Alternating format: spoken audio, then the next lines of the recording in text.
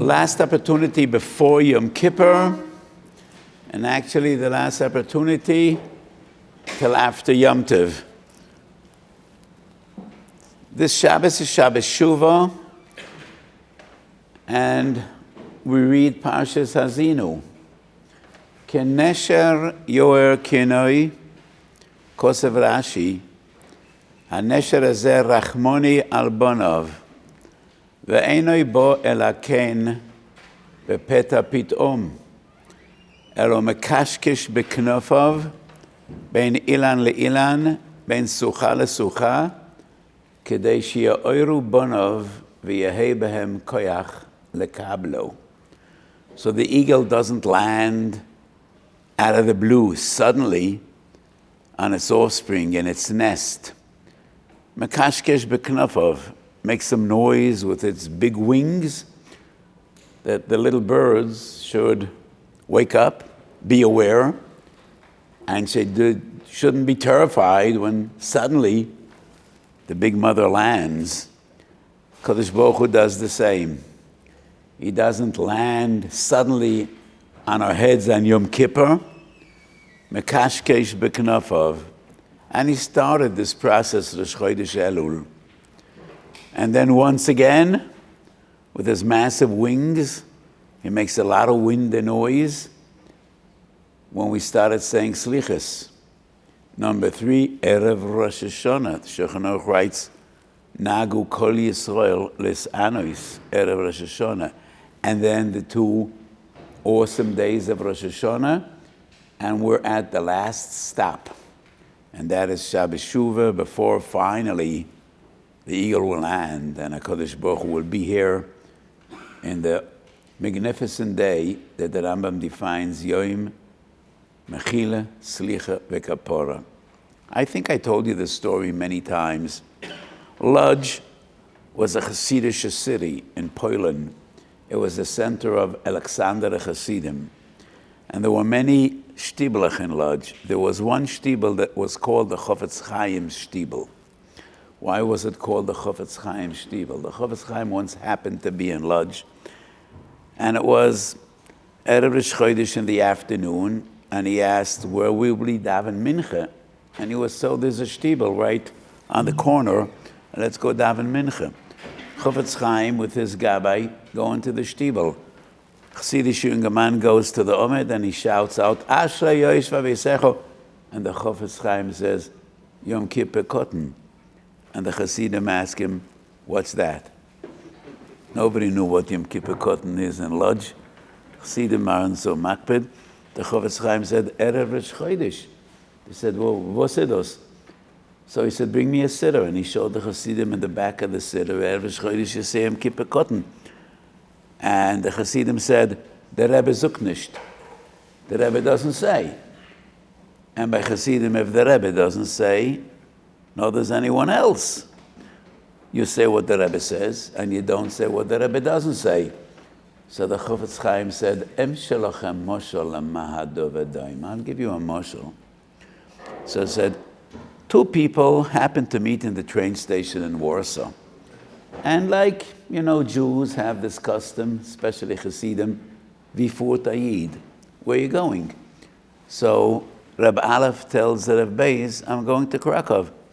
And Reb Beis says, wonderful, I'm also going to Krakow, so we could spend some time together, tell a Hasidic story, Hasidic Maisa. Okay. Hayerchu shneim yachdov biltiyim noyodo. And after 10 minutes, Mr. A gets up and he puts out his hand, have a nice day, have a nice trip. Didn't you tell me you're going to Krakow? He said, I am. You seem to be rich. I'm a pauper, not a prince. So you have money to buy a ticket from Warsaw to Krakow. That's an expensive ticket.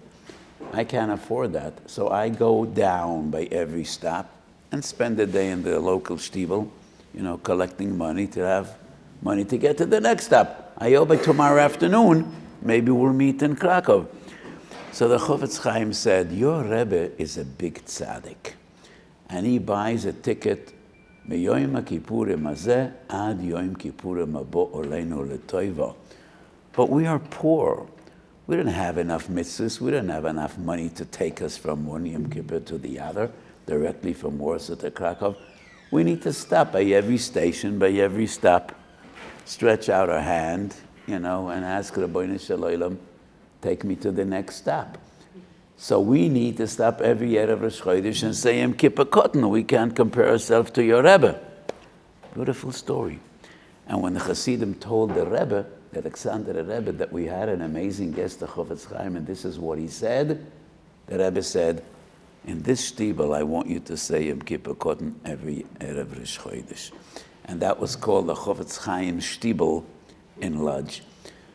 So we need to take advantage. We need desperately to take advantage of every stop. So Shabbos Shuvah is the last stop on our way to Krakow, on our way to Yom Kippurim. And we read Shuvi Yisrael. So first let's discuss a sugya Kimin Hagenu. After all, this is a great yeshiva. So in Yom Kippurim, and not only in Yom Kippurim, Shabbos as well, one of the basic halachas of Pikuach Nefesh is, even though Pikuach Nefesh overrides any other Isser, in a case of Pikuach Nefesh, we eat on Yom Kippur, we are Machal al Shabbos, but we need to be Makbed Akala Kal Tchilo. And you need to figure out how to minimize Averis, to minimize the Chet, and to achieve the goal of Hatzalas Nefoshes. So there are 3 Mishnahs in Shas which deal with this fundamental concept.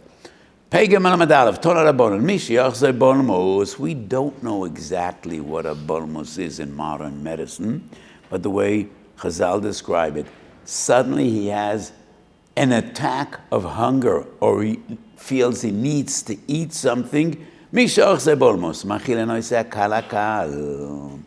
Tevel v'nevela, Machila noise nevela. Tevel is Misa, Nevela is only a lav. Tevel v'shvius, shvius. Because shvius is only a isur asay. So there's a system which Avera is Avera Chamura and which Avera is an Avera Kala. Pei Beis Omedalef, Toner Rabbanon, Ebraisa, Ubarosh Shehoricha Bose Kodesh Bose Chazet Torich Maloi Kush Beroitev. A pregnant woman that has a terrible urge to eat, and all we have is a treifa dish. Happened in the middle of the street, you walked into a restaurant, there's no kosher restaurant in the area. Torich Maloi Kush Beroitev. Before we give her to eat the actual nevela, we put a spoon into the sauce. Maybe it'll be enough, just a drop of sauce. If it's not ennaf, אם נסיעש ודעתו מוטה, ואם לאו, מכילה לא ישרוי תבעצמוי. אם נסיעש ודעתו מוטה, ואם לא, מכילה לא ישרשו מנעצמוי. So once again, we try to minimize the Avera. These 2 sources, I just want you to realize, are not dealing with a choile sheyesh b'sakana, but with some kind of a manic attack, and we hope it'll pass. Number 3 deals, once again, with the issue of Meuberes. Hitirah le'ubara lechol pochas mikeshiur mepnei hasakana. And this is the concept of shiurim we are all familiar with on Yom Kippur. So these 3 halachas, do they apply to the classical choile sheyesh b'sakana? Because all 3 sources deal not with a choila, but rather 2 of them deal with a pregnant woman. And pregnant women sometimes have this crazy urge or a manic attack. I need to eat. And it happens even in our days. We're familiar with these situations. And number 1 is achzei bulmis. The closest thing we know today that is similar to achzei bulmis is diabetics. When they have a hypo attack and they suddenly, a sudden drastic drop in their sugar level, and they need to eat. They need sugar. The Ramban, source, the Radbaz, on the spot in Hilchas Macholas Asuras, when the Rambam brings this halacha, כל שכן לגבי יולדת, או שאר חולים שהם מסוכנים אצל אכילה ביום הכיפורים, שמאכילה נויסוי, פוחס מקשיור. So that Radbaz clearly says, the same halacha applies to every choila sheyesh bo sakon. Who knows? Who is the Mora Kotan? What sefer is this? Source number 5. Ha'Ma'or Kotan. Who is that? Was he related to the Mora Godol? Yeah, same mechaber. Just depends on one mesechtes. So on Seder Moed it's the Mora Kotan, and elsewhere it's the Mora Godol. And that was Rabbeinu Zerachiyahu Alevi, one of the Rishonim.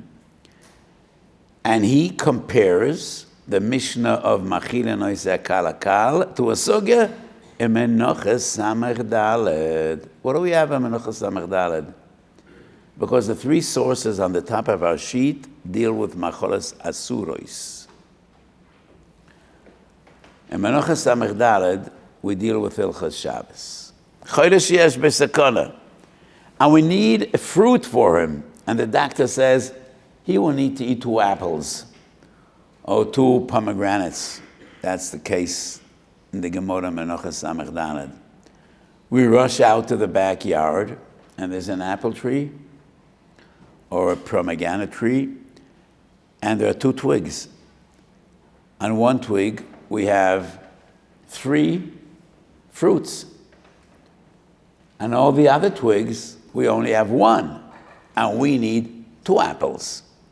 So what do? Do we cut off the twig that has 3? Or do we cut off 2 twigs, each that has 1? Interesting dilemma. Maleches koitzer. Is Maleches koitzer more of a malacha if you cut off a branch that has many fruits than cutting off a branch that has 1 fruit? Does the harshness of the Aveda depend on the result? How many fruits did you cut off the tree? Or just the maisa? I cut off 1 branch. And the Gemara says, the determining factor is how many branches did you cut off? So it's better to cut off 1 branch and have 1 extra apple that you don't really need than cutting off 2. And the Balamor says, it's the same fundamental concept. Hakal tchila. We need to be Machal Shabbos. There's no other way about it. Because this Chodesh Yesh B'Sakona needs fruit. But from this sugya, once again, we see you need to try to minimize the Chilul Shabbos. Toras Adam. Anybody know who is the Toras Adam? That's the Ramban. One of the Ramban's Svarim. Today, in the modern Rambans, Toras Adam is split up according to the dapim of the Masechtas. Toras Adam, and we stress the bold letters, similar to the Radbaz. Venera, she'af b'choyle oisin kein, kedei lahokel olav mi'esura koroisa ma'akas li'isura lechod. And that's why the din that we learn, Lagabe Meoberes, applies also to any Chodesh Yesh B'Sakona, Pochos Mikeshir. Is this halacha, Pochos Mikeshir, Akal Tchilo, is it Menatoiro Mederabanon? Kiryas Sefer. The Kiryas Sefer was the Mabit, one of the greatest poskim 500 years ago, a contemporary of the Beis Yosef. Nera, the hoda amrin and machil and akala kal tchilo, lo yhava elo midarabonon. The midioraisa, ein lecho dover chomesh ha'oimed b'fnei pikuach nefesh, elu avodas origil erai svichas domim, and therefore, it's only a din derabonon.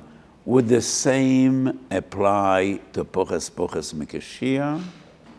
Would the same apply to the question, which twig, which branch do we cut off? Lecha oira. Because the underlying principle of all these halachas is minimizing the Aveda, even though, yes, we will do an Aveda. We should and we must to save a life. That's pikuach nefesh. So all these halachas are different variations of the same fundamental principle. Hakal, akal, tchila. So l'cha'oira, according to the Kiryas Sefer, all these halachas are mid'Rabbanan. However, one could argue it's min haTorah, pikuach nefesh doicha, only when it's a necessity. But if there is no necessity, then there is no heter. But anyway, that is the opinion of the Bialoch, of the Kiryas Sefer. Bialoch number 10 is somewhat baffling, somewhat disturbing. Let us see what the Bialoch writes. Ayin shuvas binyan siyan semel amedalad. The bekol achila v'achila afem huto lelech al pa'amachas yoyse Mashiach makol makom al achila shniyam hoy lo dai bepuchas Mashiach v'u yochel k'Shiur chayev koreis. Lachen tzorach l'shayr bekol achila v'achila em dai lo bepuchas. Kashe ma'od l'shayr ken v'tzorach leze zrizus u'bekius. Ayin shav. Peitof is Pischei Tshuva. So the Bialoch writes, Chodesh yesh b'sakona, that niru to eat on Yom Kippur. And he ate. And the sakona passed. Right now he's feeling fine. Is he still obliged to finish the fast? Or would we say, you already ate, so what's the point? You already ate, so you're no longer fasting. So you might as well eat whatever you wish. The Binyan Siyan, I would be pleasantly surprised if anybody knows who is the Binyan Siyan. Orach Laner. What was his name? Rabbi Yanka Bettlinger. Very nice. Was he a Rishon or an Achron? He judged by the name? Yeah. He lived 160 years ago, one of the greatest Gedolim of his generation. So his Sforim al Shas are Orach Laner, and this Shalosh HaTshuvos are Binyan Siyan. And he writes, the mitzvah of Inu B'Yom Kippurim is every moment that you could eat and you don't eat. That is the mitzvah, that's the chiyuv. So even though you ate, kedei lefakeach es hanefesh, because your life was in jeopardy, but the moment you no longer need to eat, it's the same issa, chayev kores. However, if we once again look at the Bialoch, it's very strange. Im dailo bepoches Mashiach, v'hu yochel k'Shiur chayev kores. Could that be? Could that be? The doctor said you need to eat, you might die. But you can eat poches Mashiach. And he ate an entire shiur. Chayev kores? Let me ask you a question. A person ate a chotzi zayis. Before it says Sakechovim, Beleil HaSeder, Chotzi Zayis Chometz. And then he ate another Chotzi Zayis after it says Sakechovim. Is he Chayev Kores? You think so? How much Chometz did he eat on Pesach? Chotzi Zayis. Could he be Chayev Kores? So let's ask the same question regarding Yom Kippur. He had a chotzi keseves before nightfall. Right after Tzeisek Echovim, he ate a chotzi keseves. Is he chayiv kores? What? You're not chayiv kores on a chotzi shiur. So why would it be different if you ate a chotzi keseves lefakeach nafshoy, and then he ate another chotzi keseves without any reason? Would he be chayiv kores? Could achilas mitzvah be mechayev kores? I think this is a better situation than eating a chotzi keseves before nightfall. Eating before nightfall is not a chiyuv. He was mechuyev to eat the first chotzi shiur. How could it be chayev and half? This is a mistake. I don't blame the Mishnah Brura. I blame the Pischei Tshuva. So let me share with you something which is a discovery. When the Mishnah Brura wrote his Sefer, he didn't have many Sforim. He had a very small library. He didn't have any Shalas Tshuvas. When he wrote the Mishnah Brura, either he borrowed or he purchased all the Sifrei Yesod and Shulchan Aruch Orach Chaim. Whenever he quotes Tshuvas, he didn't see those Tshuvas. It is either from Pischei Olam, which he writes Pei Ayin, or from Pischei Tshuva, which is Pei Tov. These both Sforim were from Gedolei Lita, prior to the Mishnah Brura. And both of them are not medakdekim at all. These both Sforim are matik shalas tshuvis, full of mistakes. And this is a tos of the Pischei Tshuva, and the Mishnah Brura just quoted what the Pischei Tshuva writes. And the Pischei Tshuva misquotes the Binyan Tzion. The Binyan Tzion writes, if you ate a kaseves and you needed to do so, mishum pikuach nefesh, and then you eat another kaseves, an entire kaseves, chayev koros. And this quote is a misquote that the Mishnah Brura just trusted the Pischei Tshuva and he's matek milo b'milo, word by word, what's in the Pischei Tshuva, and it's a mistake. So the Pischei Tshuva was machshel the Mishnah Brura, but this is clear as daylight. If you eat a chotzi shiur in the context of pikuach nefesh, and then you're mashlim with another chotzi shiur, can't be chayev koros. To be chayev koros, you need to eat a shiur be'isur. So coming back to our basic question, the Ramban, the Rosh, the Tur, and the Shulchan Aruch all maintain that Chol sheyesh b'sakona poches mikashir. And that is what we paskan on a daily basis. Wednesday night, we had a big kenes in my shul. It's an annual kenes. I think Rabbi was there. Every year we have a kenes, and about 150 Rabbonim come together in my shul, and I sit with a panel of doctors, and we give guidance to Rabbonim that need to paskin pikuach nefesh shailas.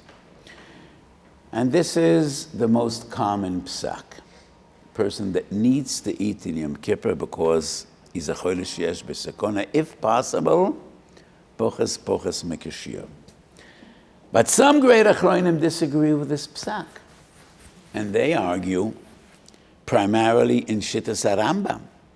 The Rambam doesn't bring the din of akala kal tchila only by ma'uberes, not by choila. And they argue, according to the Rambam, the din doesn't apply to choila. I myself don't think it's such a big deal in Rambam, because anybody familiar with the Rambam knows the Rambam only quotes halachas that are in Shas. It is very rare that he uses his own interpretation to write halachas that were not discussed in Shas. When he does so, he usually writes Yira'eli. That's the expression when he's mechadish, medama milta la milta. And I think the Rambam just relied on common sense. If this halach is by ma'uberes, misha achzai bolmus, the same would be by every chodesh shesh b'sakona. That is exactly what the Ramban writes, what the Rosh writes, what the Radbaz writes. Bo zeh v'limed al zeh. After all, the Radbaz is not in Shuvas Radbaz. It is in the Rambaz in his commentary on the Rambam.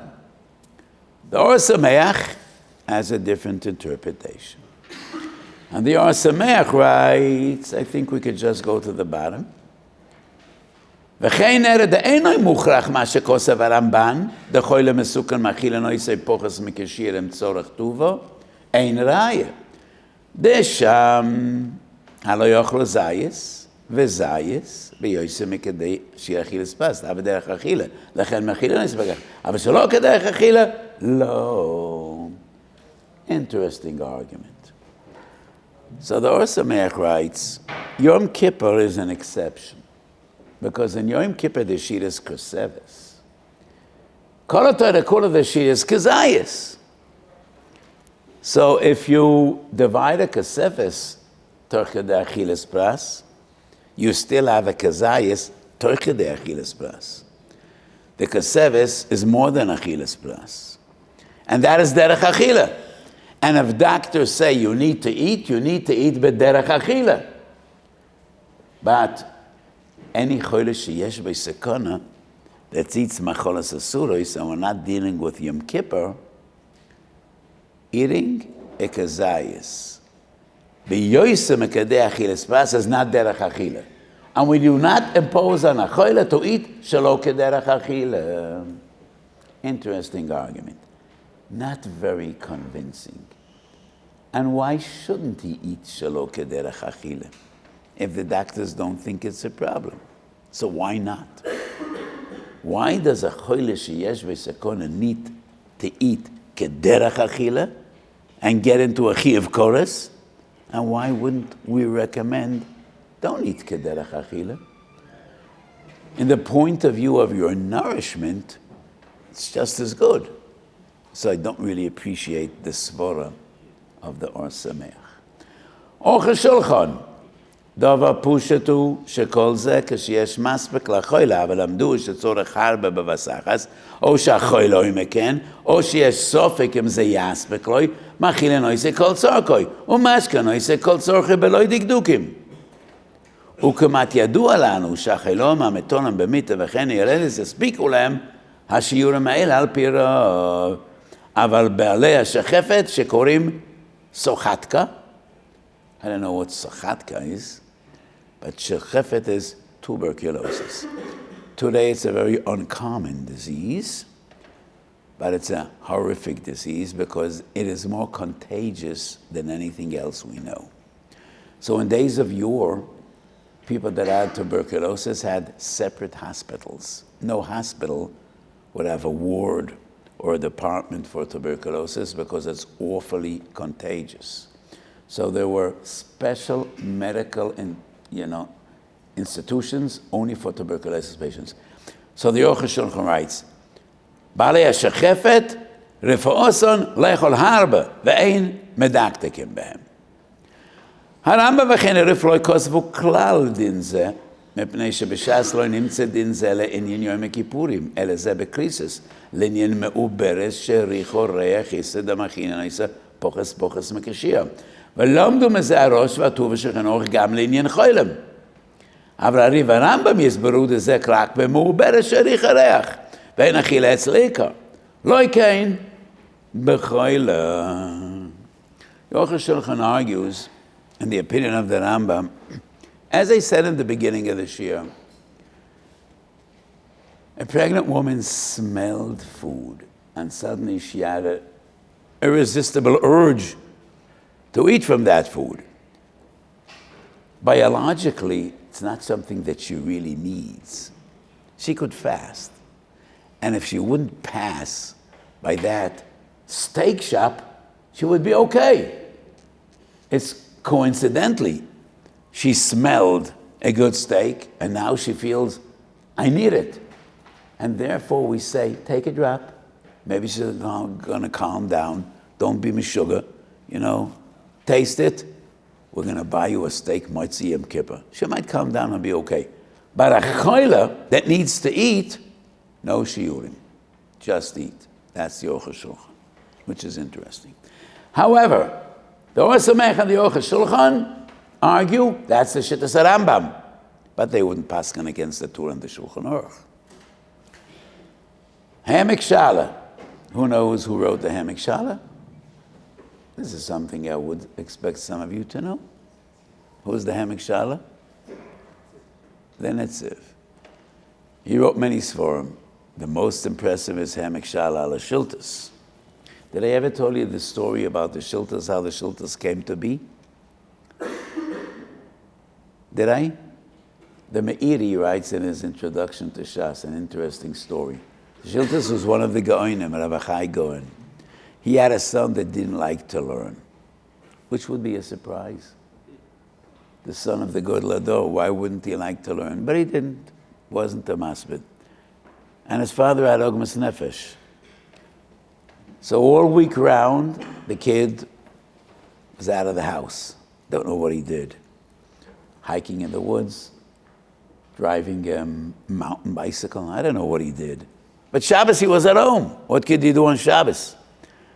So his great father, Rabbi Chai Gaon, was Masada most of the halachas in accordance to the Parshiyos. And he learned with his son on Shabbos. Just to nail him down at least once a week, sit and learn. He should know the basics. He should know the fundamentals. That's the story the Meiri tells us how the She'iltas came to be. And I wonder, why would a Gadol have a son who doesn't like to learn? Nobody knows the Kodesh Baruch Hu's cheshbonos. Maybe in order that we should have the She'iltas 1,000 years later. So anyway, what is surprising in the Hamek Shala, he quotes, he heard from the Nachlas David, that told him that Reb Chaim Volozhin, a paskind, that a yoledes toch shloisha can eat normally, she doesn't eat poches mikashia. In Minchas Osha, I wondered, made of the Orchel Shulchan, the Or Sameach, don't paskin against the Shulchan Aruch, but with Reb Chaim Volozhin paskin against the Shulchan Aruch, it is a bit strange. But just yesterday, when I went over this again, I saw that for all these years I made a mistake, and I didn't really realize what the Netziv is saying. The Netziv writes his own personal opinion in the Rambam, that by Cholim there is no din of Shiurim. But he doesn't paskin that lamaisa. He goes against the Mogen Avraham. The Mogen Avraham expands the Ramban and the Rosh and the Shulchan Aruch. Not only a Cholim sheyesh b'sakona eats poches mikashir, the same applies to every yoledes toch shlosh yomim, which is a Cholim sheyesh b'sakona. Reb Chaim Volozhin disagrees, and he makes a lot of sense. And he says, Cholim sheyesh b'sakona, the Mishnah says, you need oimed. You need a umden. You need a doctor to say, does she really need to eat? Is his life in jeopardy? So Reb Chaim Volozhin argues, if you need the opinion of a doctor, then poches makashir. But a yoledes toch shloisha, you don't need to ask anyone. She's becheskas choyle sheyesh b'sakona, and there's no need to ask a doctor. So Reb Chaim Volozhin argued, if there's no need to ask a doctor, and the Chazal determined she needs to eat, there is no din of poches mikashir. Ein alocha k'moisei, alocha k'mogen Avraham. But at least I made a mistake. He's not going against the Tur and the Shulchan Aruch. He's not going against the Ramban and the Rosh. He's just choylek on the Mogen Avraham. Regarding choyle sheyesh b'sakon, he agrees to the Shulchan Aruch. Yoledes toch shloisha is an exception. So we dealt with an interesting sugya in Hilchos Yom Kippurim, and just a few words on Yom Kippurim. So I said in my opening remarks about Chazdei Hashem as we approach Yom Kippur. So this Shabbos we read the Navi Shuvi Yisrael Ad Hashem Elokecho Ki Chushalto B'Aveinecho K'chu Amuchem Devorim V'Shuvu El Hashem. When you come back to HaKadosh Baruch Hu, you have to bring something. You can't come back empty-handed. And the Navi gives us an Eisek, Chu umochem devorim v'shuvu al Hashem, bring something. And then the Navi says, Imru elov kol tisa ovoin, v'kach toiv, u'neshalmu poem sfoseinu. An amazing Rashi. If it wouldn't be Rashi, I would just read the idea. My guess would be it's the Baal Shem Tov. Maybe Reb Levi Yitzchok Mebarditchov, who always spoke about Rachamei Shemayim and Chazdei Hashem. So Rashi, first and foremost between all Balei Pshat, all the great commentators. Imru Elav Kol Tisa'avoin V'kach Toiv.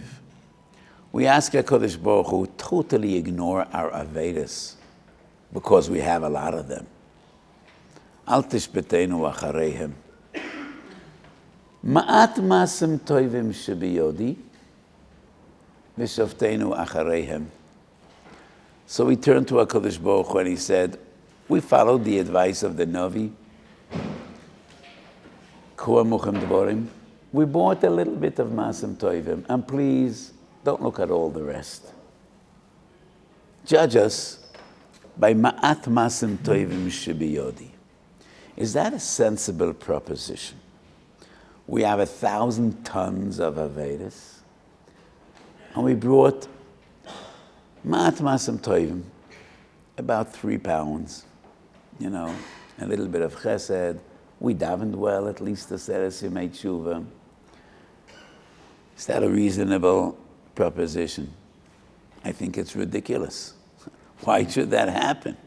You killed a person, and you come before the judge, and you say, I did an awful thing, but I gave some money to his orphans, so please let me go.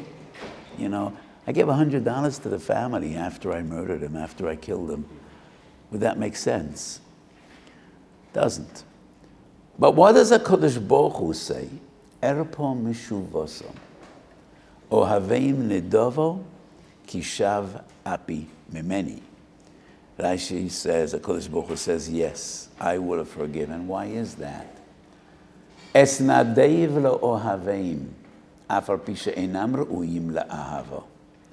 Kishav api mimeni. I will volunteer to love them. I know they don't deserve it, says HaKadosh Baruch Hu. They don't deserve my love and compassion and my mercy. But I volunteer to be forthcoming because I'm no longer angry. Kishav api mimeni. They succeeded in turning my wrath into love and mercy. Rachamei Shamayim, and that's the secret of Yom Kippur, trying to escape Midas Adin, trying to bring a Kodesh Baruch Hu to say, Esnadev lo ohaveim, ohaveim nidovo. Nidovo is not what we're obligated to do. Nidovo is always voluntary. Ohaveim nidovo, esnadev lo ohaveim. It doesn't make sense, but that is what HaKadosh Baruch Hu wants. And many times they say, nobody twists HaKadosh Baruch Hu's arms, not even the Rambam. And HaKadosh Baruch Hu owes no one an explanation in what he decides to do. And sometimes he decides, l'rachem, ve'en gvul l'rachamei shamayim. We just need to try to convince HaKadosh Baruch Hu, please have mercy. And how do we do that? Ku'amachem dvorim, imru elav kol tisa'oven, u'neshalmu poram sfosein. We won't ignore our Avedas. We hope at some stage to fix what we've broken. Moshe l'mo'ado v'doimet. 2 people, both were desperate for money, for cash, and they went to the same Nogid, the greatest guy in town, fabulously rich, and he's a ish chesed. He loves to do mitzvahs. Reuven and Shimon came on the same day. Each asked for a $10,000 loan. And each of them got what they asked for. Each of them got $10,000 for 6 months. Ma bein beni lebein chomi. A week before payday, Reuven calls his benefactor. And he says, I know that in a week's time I need to pay $10,000. I am so sorry, but it won't happen because I don't have the money. And I'm calling you in advance. You shouldn't think that I don't appreciate. You shouldn't think I'm running away. I'm here. I'm sorry. I'll do my best. But I just won't have the money, and I want you to know that. So the Nogid, the benefactor, asks him, come over, let's talk about it. So what do you suggest? So the borrower says, I'm very sorry, I made every effort. Either give me more time, or maybe I could pay in installments. He says, so what could you pay? He says, $10 a month. And he say, are you out of your mind? That means I will wait 1,000 months? That's 100 years till I get my money back? And he breaks down crying and he says, no, that's not what I mean. I hope things will get better. And if things will get better, I'll be happy to pay in greater installments and maybe even the entire loan in one shot. But right now, I don't have. This is what I could give. So if the lender has enough money, he's not strapped for cash. He has enough. And he has a warm heart. What should he say? What, I'm going to kill you? What should I say? Okay, do your best, and let's both pray that the time will come, B'korav, that you'll be able to pay. Mr. B. Shimon doesn't call. And payday comes and goes. Ein koil ve'ein oina. So the lender calls him on the phone, and it's quite clear to him when he hears his voice, puts down the receiver. Doesn't want to talk to him. He says, I know he davens in the nights. I know where he davens. I'll go to see him in the morning in davening. Walks into shul. He sees his friend in the other corner, and he runs out of the emergency exit, jumps onto the fire escape, and he's gone. And he doesn't like that. So he tries to find him, to talk to him, and he's just running away. Both are Balei Choiv, but only one of them is also a Ben Blial, not only a Bal Choiv. And the lender expects both of them to pay. But Mr. A, he agreed to his suggestion. I'll wait. Give me $10. Give me $10 a month. HaKadosh Baruch Hu needs nothing. Up there in the heavens, he has enough for the entire world of everything. He's not desperate. So Mr. A is a friend. You're doing your best, and I appreciate that. Mr. B will be dragged to court. He'll be kicked out of his house because there's a lien on his house. He'll be kicked out on the street, and rightfully so. So the Navi says, come back to HaKadosh Baruch Hu. You can't do tshuva on everything. Suggest, what could you do? K'chu imochem dvorim. Bring something. Bring something. Something that you could. Better davening. More shmiras einayim. Say another few kapitlach every day. Take upon yourself something and stand by it. And hope and daven that you make progress. Maybe in 2 months' time, instead of $10, you're going to pay $100 a month. And maybe in a year, you could pay $1,000 a month. Just try and do your best. And then you say to HaKadosh Baruch Hu, then you ask him, Kol tisa avoin v'kach toiv, ma'at masem toivim shebiyodi. I brought something. This is what I could do right now. So please, have rachamim. Give me more time. And HaKadosh Baruch Hu does. So the beautiful mashal of the Chofetz Chaim, every day in the morning, by every tefillah, 3 times a day, we say, Zochleinu l'chaim, melech Chofetz v'chaim v'chosveinu b'sefer ha'chaim, leman cho elokim chaim. What does that mean, leman cho elokim chaim? So the Chofetz Chaim said a beautiful mashal. There was a person that owed money to everyone in town, and his life became miserable. And one day he cries to his wife and he says, I feel like committing suicide. My life is worth nothing. I can't leave my house. I just stick my head out of the house and look around, and people are on top of me. Everybody is chasing me. I owe money to everyone in town, from the rabbi till the shoemaker. And his wife tries to encourage him, try to see the half of the cup that's full, not the empty half. And he said, try to be positive. Could you see anything positive in my life? He asked his wife. And his wife says, yes, just think about it. The entire town, everyone, 3 times a day, when they daven at Refu'enu, they have you in mind. And the old daven, you should be well and have arichas yonam sholem, because if you're going to die, it's going to be terrible in town. So just think about it. 3 times a day, 1,000 people are davening for you to have good health.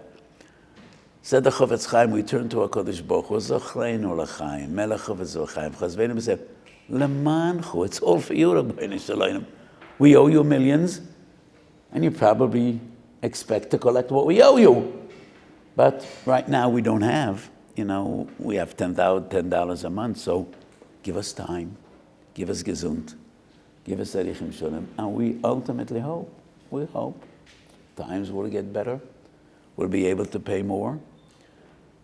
So we turn to HaKadosh Baruch Hu and say, Zochreinu l'chaim, Melech v'zochaim, v'chazveinu v'sarem leman chelekim chaim.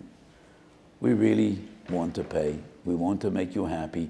We want you to have nachas from us. So please, arichas yomim v'shonim, bari esgufa, nahora ma'alya. So this is something you need to take upon yourself, approaching Yom Kippur. Chu emochem dvorim, shuvu al Hashem. Everybody should bring something. And nobody knows another's heart as good as he knows himself. And each of you know where you need to be better, how you could be better, what you could take upon yourself and stand by it. And my